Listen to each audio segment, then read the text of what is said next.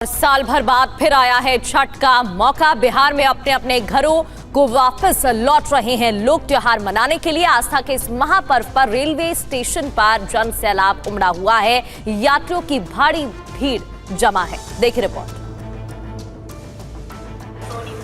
दिल्ली, गुजरात और हरियाणा की ये तस्वीरें हैं जहां छठ के मौके पर बिहार और यूपी जाने वाले यात्रियों की भीड़ देखने को मिल रही है। नई दिल्ली रेलवे स्टेशन का हाल देखिए। यात्रियों की भारी भीड़ है, लेकिन रेलवे ने पहले से ज्यादा सुविधाएं बढ़ाई हैं।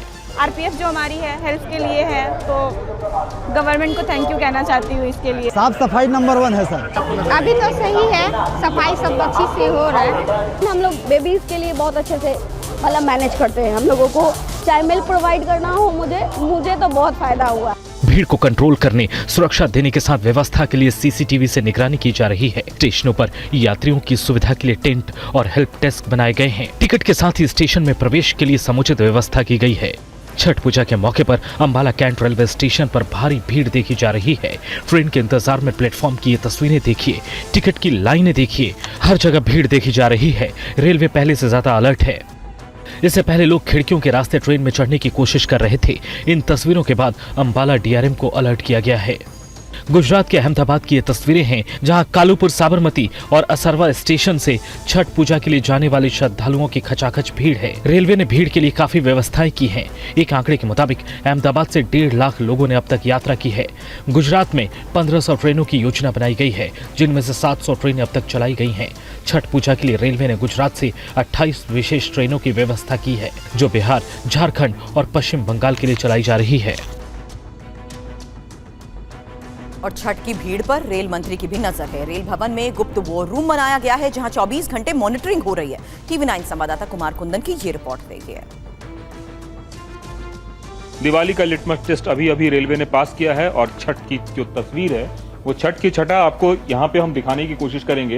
ये जो तमाम भीड़ है, ये सब भीड़ अपने घर की ओर जा रहे हैं छठ मनाने के लिए। हमारे साथ रेलवे के प्रवक्ता दिलीप सर मौजूद हैं। सर, एक बात बताएं कि जो अरेंजमेंट है, इस अरेंजमेंट को वॉर रूम में किस तरीके से आप लोग मॉनिटर कर रहे हैं? अभी जो हम लोग सेंट्रल वॉर रूम में हैं, यहाँ से पूरे देश के विभिन्न रेलवे स्टेशनों पर नज़र रखी जाती है कि वहाँ पर इस समय क्या चल रहा है।